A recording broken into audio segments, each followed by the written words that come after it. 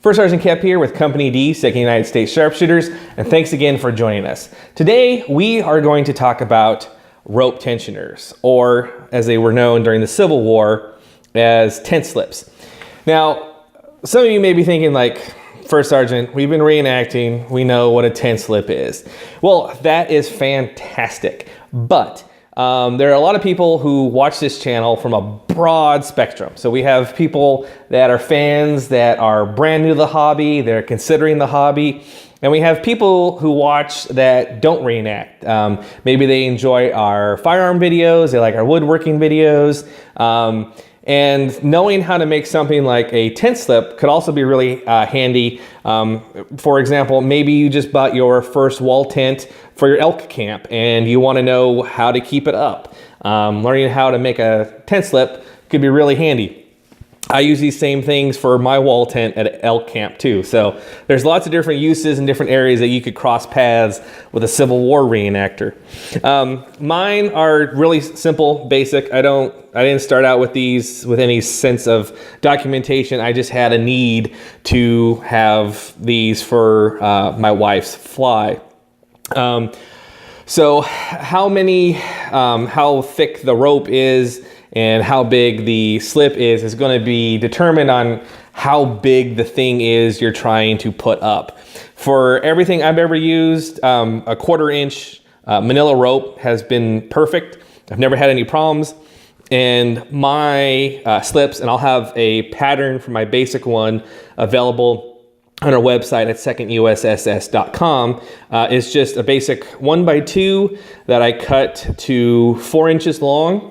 And then I have 1/4 inch holes drilled 3/4 of an inch from each end and centered down the middle of the slip. And I'll just batch these out. You figure for my tent fly, I have 6 upright poles, and I like to double up the ropes on the corners for extra support.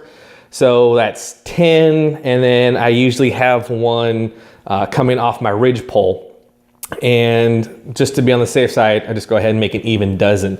How many you make is going to, again, be determined on what you're putting up, how many poles you have, and also kind of what your weather is at events. Sometimes you might really need to batten down the hatches with extra tent slips. So this was super common, just a block of wood with some holes in it. But what you see all the time in documentation, and what I want to really focus on today, are the dog bones that you see in so many photos. Even that famous photo of Lincoln visiting McClellan, right in the middle of the picture on the tent fly is a dog bone on the rope. This is A.J. Hamler's Civil War Woodworking Volume 2, and he has all the instructions on how to make these dog bones. Now, the original ones would have been turned. They would not have been like my template, just cut out of a flat board. They would have been turned on a lathe, and they did have power lathes back then. They just weren't electric. They probably would have been water or steam powered, or maybe even a treadle lathe of some sort. But they did have plenty of capability to mass produce turned objects for the war. And what the hardcores are looking for is when you turn a dog bone, you get these teardrop shapes as the tapers come in, and you get this even round in the middle. And this is what really sets it off. This one's really rough. I realized before I started filming, I didn't have one of these on hand. So I just turned this on my spring pole lathe in about like 5 minutes. So it's not perfectly even or the prettiest thing, but you really get the impression of what the authentic ones would have looked like. Now, in order to make these authentically, you need a lathe, and that could set you back, say, $500 to $2,000 if you want to go big, and then you're also making sure you factor in all of your wood turning tools and equipment. And so even if you got a basic tabletop electric lathe, that's $500 for 12 of these. It may not make financial sense. These would have been made out of hardwood. It varied quite a bit. Oak or fruit woods would have been great. These original ones, in Hamler's book, are 1 inch thick by 2 and 2 1/4, at least on the blank. And again, they have holes base for whatever size rope was being used at the time. To provide the impression on the cheap, what I do to make this more accessible, because these are really underrepresented. Typically what you see are these plain Jane ones that I don't know of any documentation, or these dowel ones that I've never seen one of these in a photo from the Civil War before. They work, they're made out of wood, the material, the concepts make sense for the time period, but I don't have any documentation for either one of these. What you can do is, instead of those, you cut your blanks. This is just 3/4 inch pine because it's my template. At the box stores, they're just going to have 3/4 inch stock. So if you're looking, the common hardwoods that you're going to see at the box stores are going to be red oak, and sometimes you get lucky and they have maple. The only way that unless you're going to be milling your own stuff, you would have to go to a hardwood dealer and find 4/4 hardwood in maple, cherry, whatever your preference is, to get that 1 inch thickness of the time period. If you wanted to do this out of pine, I've never had a problem with the durability of the pine, but they apparently didn't really use it that often for this purpose. In fact, I don't know of any documented versions of these in pine. So you cut your blanks, whether it's a bandsaw, coping saw, jigsaw, and then you want to make sure that you clean up your cuts. So take some time. You can use an oscillating spindle sander if you have one, or just hand sand it, and make sure you have nice even, you remove all the inconsistencies in the saw cuts of the roughing out process. And then what I do, I just take my blank and I run it around my router table. And in my router, I have a 1/4 inch roundover bit, and after a quick pass, I get these nice rounded edges, and then I'll take 100 or 120 grit sandpaper, and I'll smooth out all the transitions. And you definitely want to make sure you use a sharp router bit, and because one thing that drives me nuts, and I see it online on different sites, and I see sutlers selling Civil War woodworking projects, and there's obvious tool burn marks on what they're selling.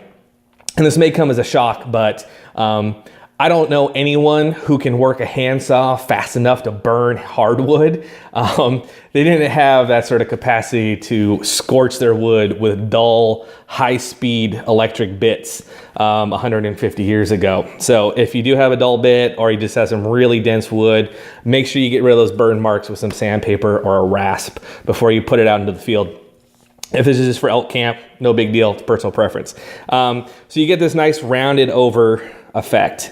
Now, if you wanted to be really intense, you could take a maybe like a rat tail rasp or just sandpaper and try to fake these teardrops on the cheap.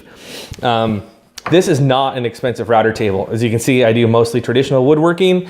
I got this router table, which is just a cheap piece of plastic, with the router at a yard sale for $10. And then I just have a Harbor Freight router bit in there, and it works great for me. And I can batch these out, drill my holes, put some boiled linseed oil on them, and put them into service on the cheap. And like I said, these are so underrepresented. Just having a dog bone sitting on a rope is going to make a big difference compared to what you normally see at a reenactment. Then again, there might be say a woodworking co-op that might have lathes available to use or to rent.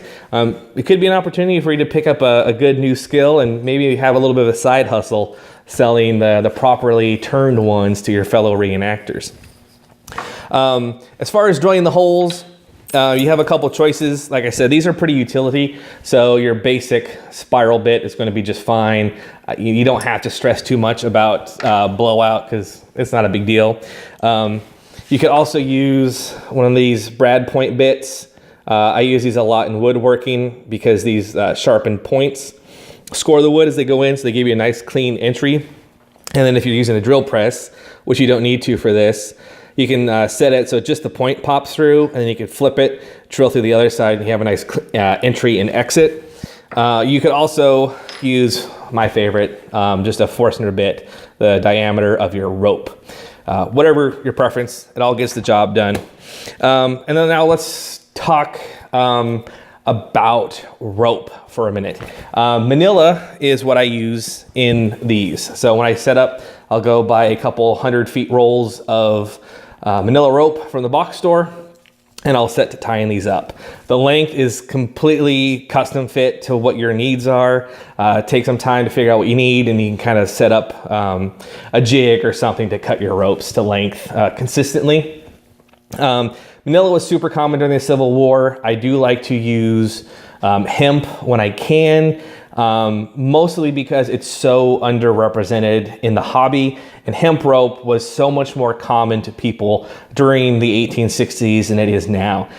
When I first started the hobby, hemp rope was kind of a challenge to find, and it was pretty darn expensive.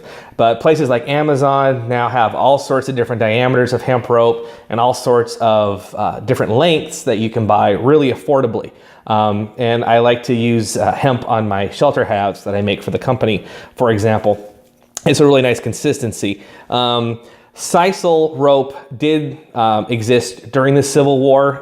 It's sort of a tropically sourced rope, but it was still not common by any means. Manila is super accessible now as it was then, and it's still just as cheap, and it's plenty reliable. So I would go with Manila unless you want to do the added investment of hemp, but it's kind of unnecessary from a historical standpoint. But keep in the back of your mind the importance of having hemp somewhere in camp, because it would have been much more common then.